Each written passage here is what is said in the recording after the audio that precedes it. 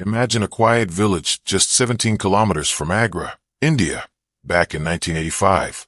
A 2-year-old boy, barely able to string words together, starts speaking with chilling clarity. His name is Aryan Sharma, and he's claiming to be someone else, a man named Vikram Malhotra, a businessman with a wife, 2 sons, and a life cut short by a brutal murder. My real family is in Agra, he says, and my killers are still out there. His parents are stunned, the village is buzzing, and a mystery begins to unravel that defies logic. Is this a child's wild imagination, or could Aryan be the reincarnation of a man seeking justice? Welcome to the Crime O'Clock, where we dive into the unbelievable true story of Aryan Sharma, a boy whose memories might just solve a murder. Stick around to find out. Is this real, or is it all a hoax? Before we unravel this mind-blowing case, hit that subscribe button if you're intrigued by mysteries that challenge reality, and drop a comment below. Have you ever heard of a child remembering a past life? Let's get this conversation started. Picture this. It's 1985, in a small, dusty village just 17 kilometers from the bustling city of Agra. The Sharma family, simple folk living in a modest home, are raising their youngest son, Aryan, the 6th of their children. He's not even 2 years old, barely old enough to toddle around, when something extraordinary happens.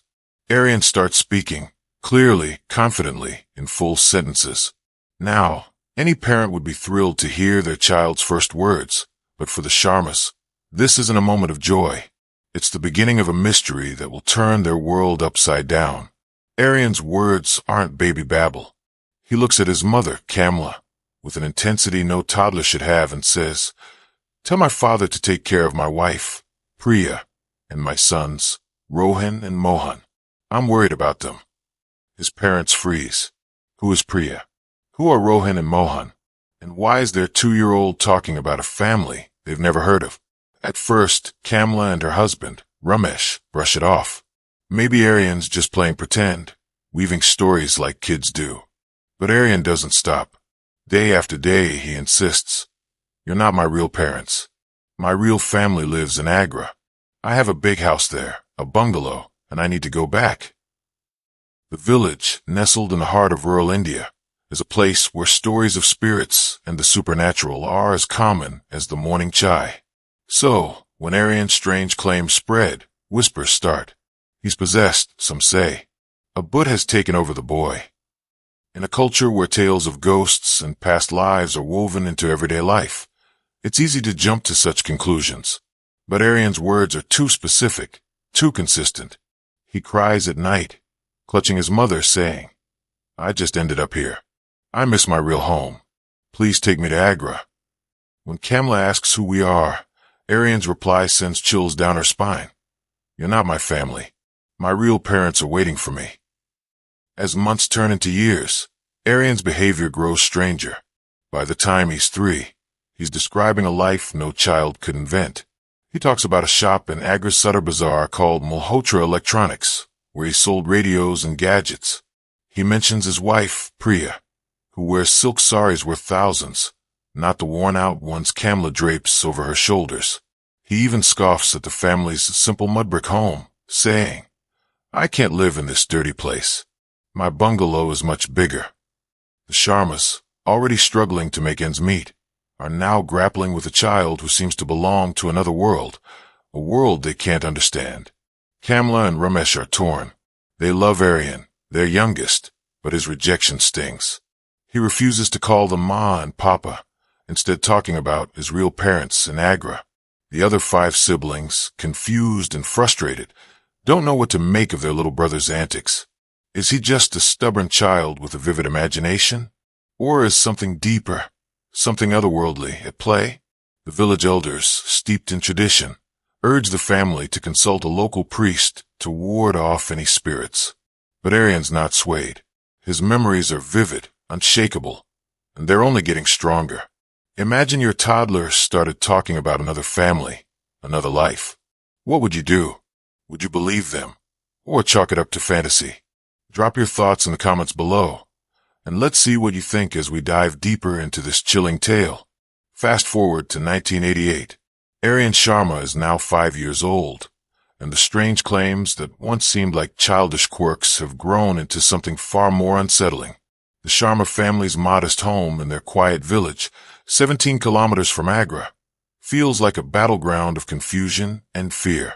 Aryan's words are no longer vague whispers of a toddler. They're sharp, detailed, and relentless, painting a picture of a life that feels impossibly real. His parents, Kamla and Ramesh, are at their wits' end, caught between love for their son and the growing dread that he's slipping away into a world they can't grasp. Aryan's stories have taken on a new intensity. One evening, as the family sits together after a simple meal, he declares, "My real name is Vikram Malhotra. I'm not Aryan. I'm a businessman from Agra." His small voice carries the weight of an adult, and his eyes burn with conviction. He describes his life as Vikram in vivid detail: a wife named Priya, 2 sons named Rohan and Mohan, and a sprawling bungalow in the heart of Agra. "My shop, Malhotra Electronics, is in Sadar Bazaar," he says, describing shelves lined with radios and gadgets. "I used to drive my white Marti car home every evening." The Sharmas exchange uneasy glances. How could a 5-year-old know about specific places and names, let alone a car model from years ago? But it's what Aryan says next that sends a chill through the room. He lowers his voice, almost as if he's reliving a nightmare, and says, "On August 28th, 1983, I was driving home. 2 men were waiting for me. They shot me in the head right here." He points to his right temple, his tiny finger trembling. "I died on the spot, and they burned my body at the cremation ground. Then they threw my ashes into the Yamuna." Kamla gasps, clutching her sari, while Ramesh stares at his son, speechless. A 5-year-old talking about his own murder? It's too much to process. Aryan goes on, describing how he was taken to a hospital, then to the cremation ground, his voice eerily calm, as if recounting a memory etched into his soul. Aryan's behavior starts to mirror his words. He's no longer just a child throwing tantrums. He carries himself with the confidence of a grown man, his gestures and speech far beyond his years. He mocks his family's poverty, saying, "Priya, my wife, wears saris worth 2,000 rupees, not these tattered ones." He points at Kamla's faded sari, his words cutting deep. "I don't belong in this filthy house," he insists. "I need to go back to my bungalow in Agra." One day, he drags a small suitcase from under the bed, stuffing it with his clothes, declaring, "I'm leaving for my real home." When his parents stop him, he threatens to run away, his tiny frame trembling with determination. The village buzzes with gossip. Neighbors whisper about spirits, some claiming Aryans possessed by a restless soul. Others wonder if he's been coached by someone. But who would teach a child such elaborate stories? Aryan's behavior sets him apart from other kids. While his siblings play in the dusty lanes, he refuses to join, saying, "I only travel in my car. I'm not used to walking or taking buses." His siblings, frustrated, tease him, but Aryan doesn't care. He's fixated on Agra, on a life he claims is his, and his rejection of his family grows stronger. "You're not my real parents," he tells Kamla and Ramesh, his words like daggers. "My real ma and Babuji are waiting for me in Agra." Kamla's heart breaks. She loves Aryan, but he feels like a stranger in her home. Ramesh, a quiet man hardened by years of toil, struggles to understand his son's defiance. The other siblings, caught between confusion and resentment, don't know how to connect with their youngest brother. The family tries everything, scolding, pleading, even consulting a local priest. But Aryan's memories only grow sharper. He describes his past life with uncanny precision. The layout of his shop, the smell of Priya's perfume, the laughter of his sons. And always, he returns to the night of his death, his voice dropping to a whisper as he recounts the gunshot that ended it all. The Sharmas are drowning in questions. Is Aryan imagining this? Is someone feeding him these stories? Or could it be true? Could their son be carrying the memories of a man who was brutally murdered? The weight of it all is too much. They can't ignore Aryan's words any longer, but they don't know where to turn. The village, steeped in tales of reincarnation and spirits, offers no answers, only more fear. As Aryan's claims grow louder, the Sharmas realize they need to find out if there's truth behind his words before their family falls apart. Do you believe a 5-year-old could remember a past life with this much detail? Or is something else going on here? Share your thoughts in the comments, and let's unravel this mystery together. By 1988, the Sharma family's small home in their village, just 17 kilometers from Agra, feels like it's unraveling. 5-year-old Aryan Sharma's claims about being Vikram Malhotra, a murdered businessman with a wife, kids, and a shop in Agra, have pushed his parents, Kamla and Ramesh, to the brink.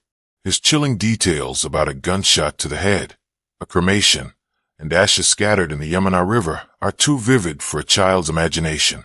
The village whispers of spirits and possession, but Kamla and Ramesh can't shake the nagging question. What if Aryan's telling the truth? Desperate for answers, they turn to their eldest son, Rohit Sharma, a young man in his early 20s, to dig into this mystery. If Aryan's stories are real, they need proof. If they're not, they need to know what's driving their son's obsession.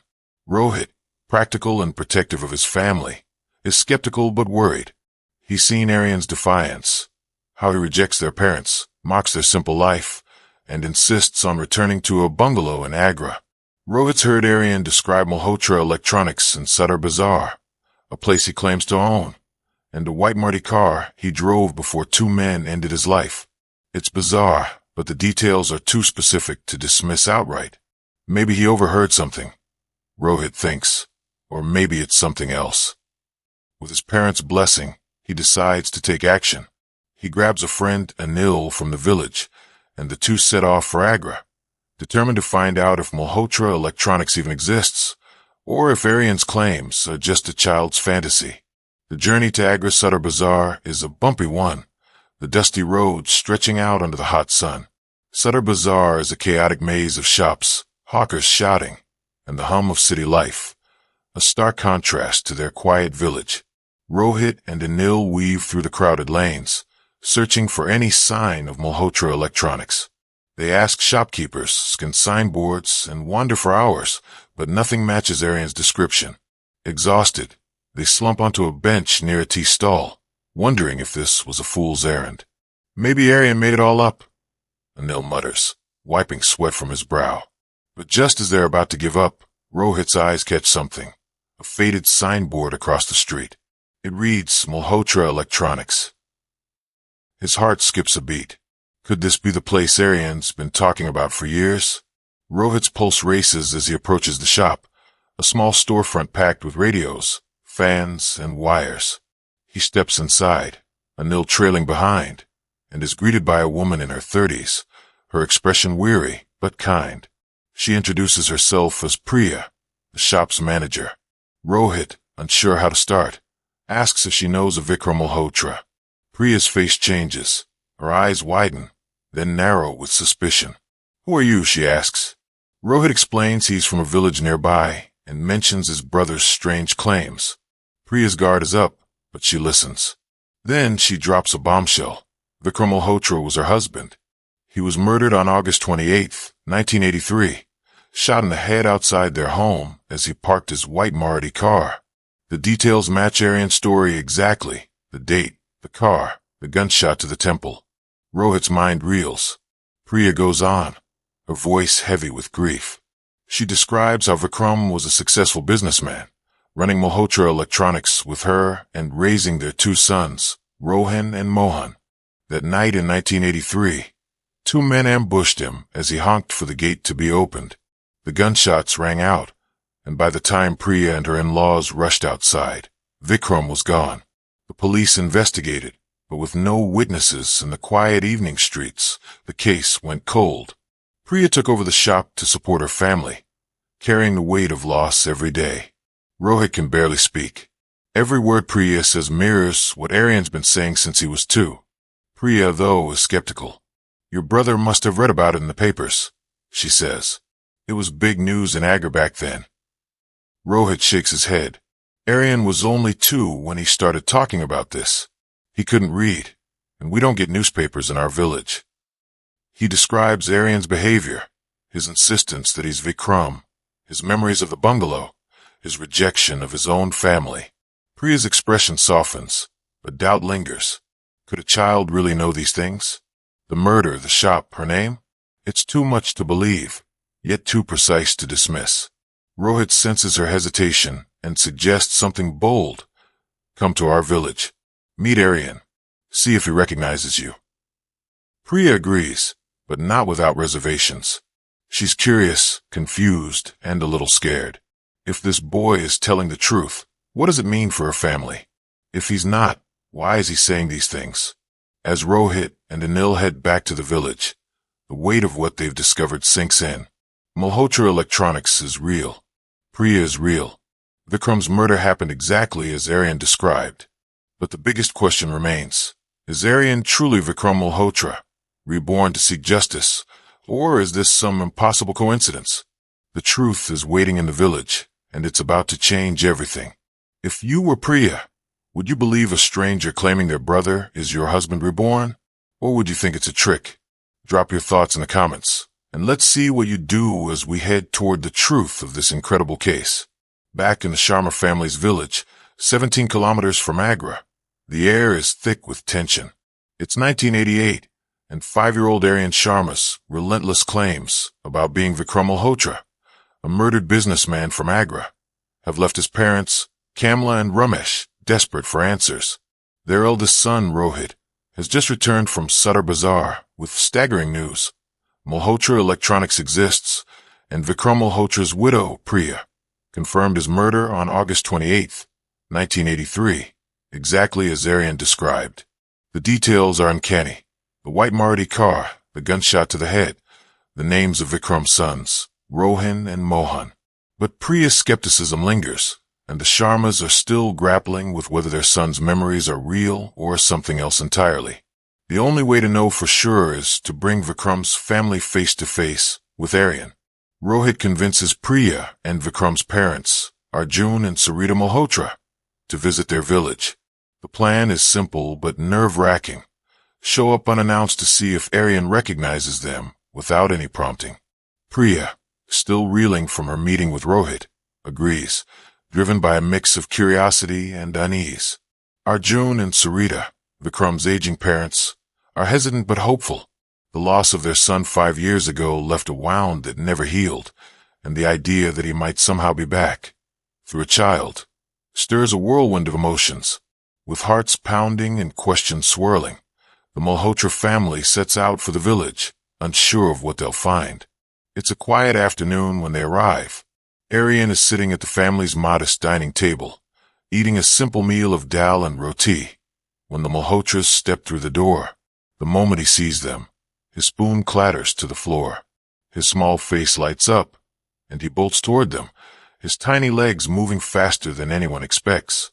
"Ma, Babuji," he cries, throwing his arms around Sarita and Arjun. Tears stream down Sarita's face as she kneels to hug him, her hands trembling. Arjun, a stoic man hardened by grief, chokes back a sob as Aryan clings to him, saying, "I told you I'd come back. I missed you so much." The room falls silent, the Sharmas watching in stunned disbelief as their son embraces strangers like they're his own. Then Aryan's eyes land on Priya. His confident demeanor shifts, and a shy smile spreads across his face, like a grown man seeing his beloved after years apart. He gestures for her to sit beside him, his small hand patting the spot next to him. "Priya," he says softly, "how are Rohan and Mohan? Are they okay?" Priya freezes, her breath catching. No one told this boy her name, yet he speaks it with the familiarity that sends chills down her spine. Kamla, watching from the corner, feels her heart sink. Her son is looking at another woman with a bond she can't comprehend. As the Malhotras sit with Aryan, he starts talking, his words pouring out like a dam has broken. He describes their bungalow in Agra, down to the carved wooden gate and the jasmine vines in the garden. He recalls a moment only Vikram and Priya shared, a quiet evening at the Dolpur fair, where they laughed over a shared plate of jalebi under the stars. Priya's eyes widen. That memory is hers alone, locked away in her heart since Vikram's death. How could a 5-year-old from a village know this? Aryan's voice softens as he asks about his sons. Do Rohan and Mohan still play cricket in the courtyard? The Malhotras are speechless, their skepticism crumbling under the weight of his words. But the reunion isn't all joy. As the Malhotras prepare to leave, Aryan's face falls. He realizes they're not taking him with them. Don't leave me here, he cries, running to Arjun and clinging to his legs. You're my real Babuji. I belong with you. He turns to Kamla, his voice sharp with frustration. You're not my ma. I don't want to stay in this house. Kamla's eyes fill with tears, and Ramesh steps forward, trying to calm his son, but Aryan pushes him away, his small fist swinging. The Malhotras, torn between their longing for Vikram and the pain of seeing another family struggle, promise to return soon. They leave with heavy hearts, unsure of what this means for them or for Aryan. The Sharmas are left in turmoil. Kamla weeps, her worst fear coming true. Her son is slipping away, claiming another family as his own. Ramesh, usually silent, feels a quiet anger. How can they compete with memories of a life they don't understand? Rohit, who started this investigation, now wonders if he's opened a door that can't be closed. The Malhotras, driving back to Agra, are just as conflicted. Priya's mind races. Could this boy really be her Vikram? Arjun and Sarita whisper about their son's return, but they know Aryan is also the Sharma's child. Both families agree on one thing. They need to test Aryan further. The next step is to bring him to Agra, to Vikram's world, to see if his memories hold up in the places he claims to know. Imagine meeting a child who knows your family's deepest secrets, down to moments only you remember. Would you believe he's your loved one reborn? Or would you search for another explanation? Drop your thoughts in the comments. And let's see what you make of this heart-wrenching reunion as we head to Agra for answers. The year is still 1988, and the Sharma family's village is buzzing with whispers about 5-year-old Aryan Sharma, a boy who claims to be Vikram Malhotra, a businessman murdered in Agra 5 years earlier. His tearful reunion with Vikram's family, his supposed wife, Priya, and parents, Arjun and Sarita, has left both the Sharmas and the Malhotras reeling. Aryan's uncanny recognition of Vikram's parents and his private memories with Priya have shaken everyone, but doubts linger. Could a child really carry the soul of a man gunned down in cold blood? To find the truth, the Malhotras and Sharmas agree to a bold plan. Bring Aryan to Agra to test his memories in the places he claims as his own. If he's truly Vikram reborn, he'll prove it in the heart of Vikram's world. The day arrives, and Aryan, barely 5, sits in the back seat of a borrowed car, his small frame buzzing with anticipation. Vikram's brothers, Samir and Vikrant, drive him toward Agra Sadar Bazaar, but they've planned a test to ensure he's not guessing. Test 1.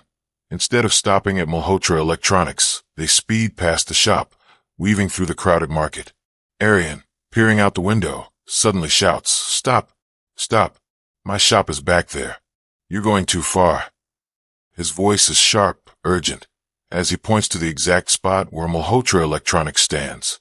Samir and Vikrant exchange stunned glances. The shop flashed by in seconds, yet Aryan, who's never been to Agra, pinpointed it without hesitation. How could he know? They turn back and pull up to the shop. Test 2. Aryan steps out, his tiny sneakers hitting the pavement, but his posture shifts, shoulders squared, head high, like a man returning to his domain. Inside Malhotra Electronics, Priya watches as Aryan strides in, not as a curious child, but as someone who belongs. He climbs onto a stool, just as Vikram used to, and scans the shelves.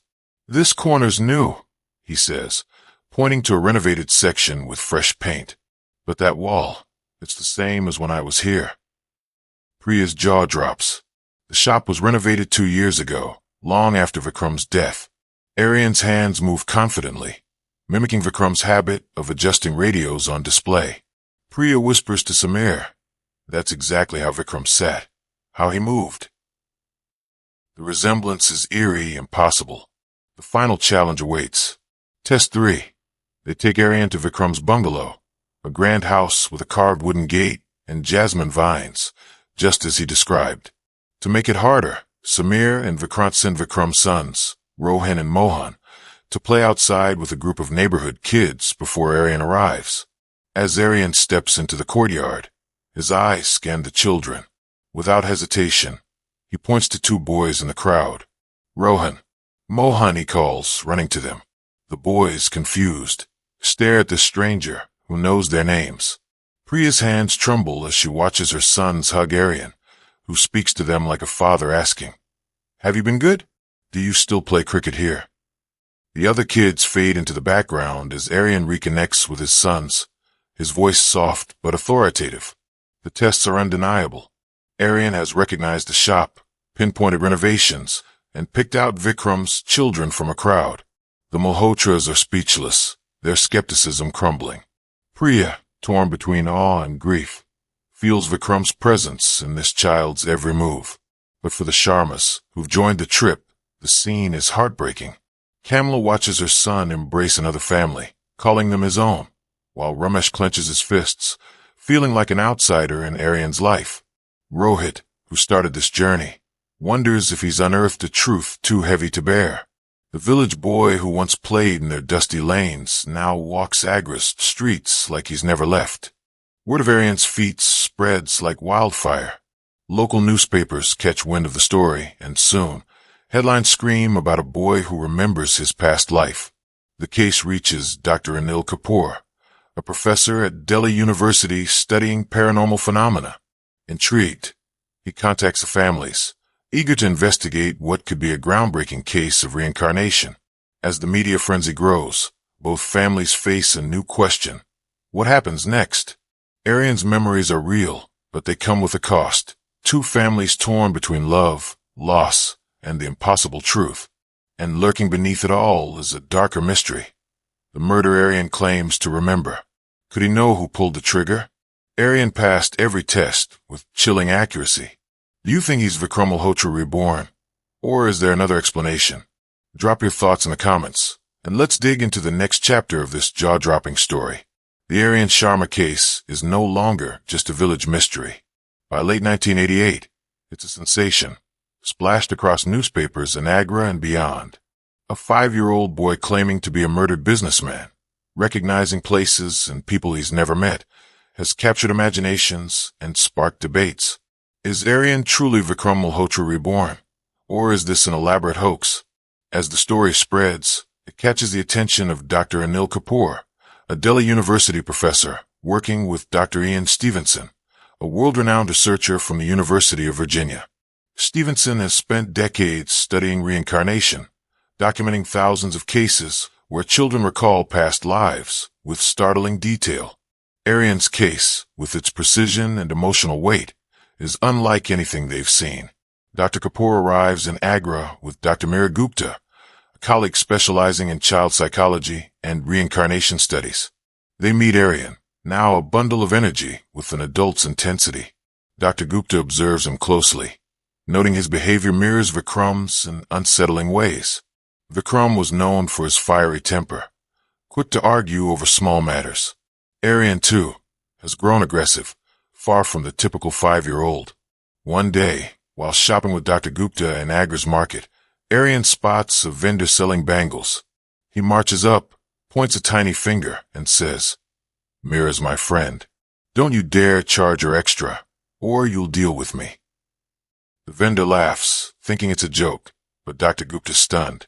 It's the kind of bold, confrontational move Vikram was known for.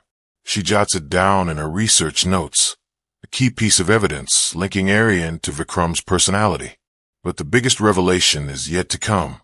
During a quiet moment with Dr. Kapoor, Aryan's tone shifts to something dark and resolute. "I saw one of them," he says, his eyes narrowing. "The man who shot me. His name is Sanjay Gupta. He was my business partner." The room goes still. Aryan describes the night of August 28th, 1983, with chilling clarity.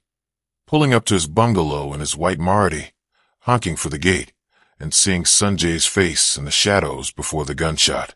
Dr. Kapoor and Dr. Gupta exchange looks. This isn't just a memory, it's an accusation. Sanjay Gupta, a known businessman in Agra, was questioned in 1983 but released for lack of evidence. Could child's testimony reopen a cold case? The Agra police, spurred by the media storm and Aryan's detailed claims, take action. They bring Sanjay Gupta in for questioning. Under intense interrogation, Sanjay cracks, confessing to his role in Vikram's murder. He admits it was a business dispute. Vikram's success at Malhotra Electronics threatened Sanjay's profits, and jealousy turned to betrayal. He hired a second man, never named, to carry out the hit. The confession shocks Agra, and the 1983 murder case is reopened, a historic moment as it's the first time a reincarnation claim has led to a legal investigation.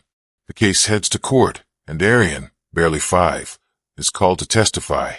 In the packed courtroom, he recounts the murder with a clarity that silences the room. The Marty's headlights, the sound of the gunshot, Sanjay's face in the dim light. But the most compelling evidence comes from Dr. Gupta's research and a physical clue. During examination, Dr. Gupta notices 2 marks on Aryan's head, one on his right temple, the other at the back. When his hair is parted, they're unmistakable. Scars shaped like the entry and exit wounds of a bullet, matching Vikram's post-mortem report. Dr. Stevenson, in his research, has long argued that birthmarks can reflect past life injuries, a belief echoed in Hindu traditions. The court is presented with Dr. Gupta's papers and the birthmark evidence, alongside Aryan's testimony and Sanjay's confession. The verdict is a landmark. The Agra court accepts Aryan as Vikram Malhotra's reincarnation, a decision that sent shockwaves through India and beyond. Sanjay Gupta is convicted, sentenced for his crime, a justice Vikram couldn't secure in his lifetime. The case becomes a global talking point, blending science, spirituality, and law in a way no one could have imagined. Dr. Kapoor and Dr. Gupta published their findings, cementing Aryan's story as one of the most compelling reincarnation cases ever documented. But for the 2 families at the heart of this saga, the victory is bittersweet. Justice has been served, but what does it mean for Aryan's future? As the dust settles on the courtroom drama, both the Sharma and Malhotra families are left grappling with the aftermath of Aryan's extraordinary journey. It's 1989, and the boy who brought a killer to justice is still just 5 years old, caught between 2 lives, 2 families, and a truth that defies understanding. The question looms large: where does Aryan belong? With the Sharmas, who raised him in their humble village home, or with the Malhotras, who see their lost Vikram in his every word and gesture? The answer isn't simple, and it carries the weight of love, loss, and sacrifice. Priya, Vikram's widow, feels a deep connection to Aryan, but she knows he's not her husband. His soul may carry Vikram's memories, but his body is that of a child, with a life ahead of him. Rohan and Mohan, Vikram's sons, adore Aryan but can't see him as their father. Arjun and Sarita, Vikram's parents, long to hold on to him, but they understand the pain it would cause the Sharmas. They've already lost a son once. They can't bear to tear another family apart. Kamla and Ramesh, meanwhile, are haunted by Aryan's rejection. Every time he calls the Malhotras his real family, it's a dagger to their hearts. Yet they love him fiercely, their youngest child, born of their blood. After long, tearful discussions, both families make a painful but loving choice.